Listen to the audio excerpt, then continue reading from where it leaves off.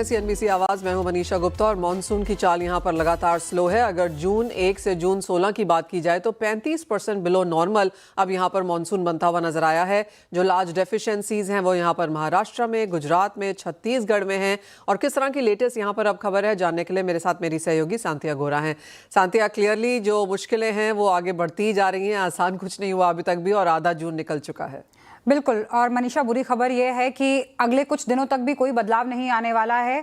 वहीं का वहीं मॉनसून पश्चिमी जो हिस्सा है भारत का वहां पे अटका हुआ है और 20 तारीख तक भी उसके आगे बढ़ने की कोई संभावना ही नहीं है। जाहिर सी बात है कि उसका असर जो है वो दो मुख्य चीज़ों पर है, जो पानी की अवेलेबिलिटी का मसला है और दूसरा खेती का। सबसे पहले पानी से शुरू करते हैं और वेस्टर्न इंडिया से ही शुरू करते हैं। कल ही BMC ने एक और वाटर कट अनाउंस किया है। सबसे पहले पिछले महीने 10% वाटर कट की घोषणा की गई थी रिहायशी इलाकों के लिए, और कल जो है वो इंडस्ट्रियल और कमर्शियल पर्पसेस के लिए जो पानी इस्तेमाल होता है उसमें भी 20% की कटौती अनाउंस कर दी गई थी BMC द्वारा। BMC ने एक और ड्रास्टिक स्टेप लेते हुए कल ही जितनी भी कंस्ट्रक्शन साइट्स हैं मुंबई में और जितने भी स्विमिंग पूल्स हैं वहां पर टेम्परेरीली सारी वाटर सप्लाई को रोक दिया है। उसके अलावा कंस्ट्रक्शन साइट्स के लिए जो भी नए वाटर कनेक्शन की जो अर्जियां दी गई थी उसे भी फिलहाल होल्ड कर लिया है। मुंबई की अगर बात कर लें तो वो 7 झीलें जो मुंबई को पानी सप्लाई करती हैं वहां पे आज सुबह 6 बजे तक सिर्फ और सिर्फ 10% पानी अवेलेबल था। तो ये एक चिंता का विषय है। पूरे महाराष्ट्र की अगर बात करें तो महाराष्ट्र में सिर्फ आज की सुबह तक सिर्फ और सिर्फ 24% पानी 3000 से ज़्यादा डैम्स में अवेलेबल था। अब इसका सीधा असर जो है वो खेती पर भी है मनीषा। जैसा कि हम सब जानते हैं कि ट्रेडिशनली अब तक एल नीनो का असर सबसे ज़्यादा जो सेंट्रल हिस्से होते हैं भारत के और जो पश्चिमी हिस्से हैं उन राज्यों में ज़्यादा रहता है।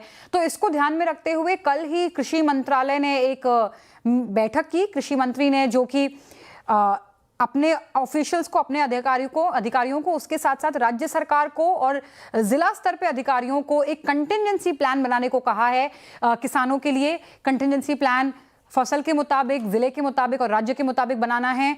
अब देखिए, इन सब में एक अपील जो किसानों से सरकार बार बार कर रही है मनीषा, वो ये कि अपनी खरीफ की बुआई को वो थोड़ा डिले कर दे। पर सच्चाई यह है कि ये जो मैसेज है ये बहुत लेट पहुंचा है किसानों के पास, बहुत देरी से पहुंचा है और कई किसान इसके कई राउंड्स सोइंग के ऑलरेडी कर चुके हैं। महाराष्ट्र की अगर बात करें तो दालों के जो दलहन के किसान हैं उन्होंने शुरू कर दी थी अपनी रोपाई और अब उन्हें उसे बीच में रोकना पड़ा है। यानी उनका तो बिल्कुल जो प्रोडक्शन कॉस्ट था जो वैसे ही उनके लिए समस्या बना हुआ है वो बढ़ गया है।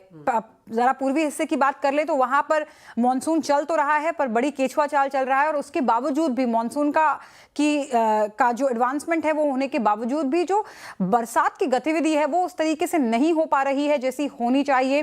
पिछले कुछ सालों की अगर बात कर ले तो एल नीनो का पैटर्न ये बताता है कि खरीफ की जो फसल होती है उस पर कम से कम भी 10% असर तो पड़ता ही पड़ता है एल नीनो का। जी बिल्कुल। अब देखिए 2023 इसमें एक एक्सेप्शन था कि एल नीनो का साल होते हुए भी प्रोडक्शन बढ़ा था कुछ एक फसलों का, लेकिन यह भी समझना होगा कि 2023 में सिर्फ और सिर्फ 6% वाटर रेनफॉल डेफिसिट था क्योंकि वो very strong El Nino year की कैटेगरी में नहीं आता था। लेकिन ये साल जो है NOAA पहले ही कह चुका है कि 63% चांस है कि इस बार का जो एल नीनो है वो वेरी स्ट्रॉन्ग कैटेगरी में जाएगा। और अगर यूरोपियन मॉडल्स की बात करें और ऑस्ट्रेलियन मॉडल की बात करें तो वो तो कह रहे हैं कि सी का जो टेम्परेचर है वो 3 डिग्री सेल्सियस के ऊपर भी जा सकता है, जो कि काफी ज्यादा बहुत कॉमन नहीं है, थोड़ा रेयर है। इसमें एक ही सिल्वर लाइनिंग है कि शायद वो सितंबर तक हो तो शायद हमारे मॉनसून मंथ निकल जाएं, पर अभी के लिए एल नीनो का असर सितंबर के महीने तक दिखाई देने ही वाला है। तो फिलहाल कोई राहत नहीं दिखाई दे रही है।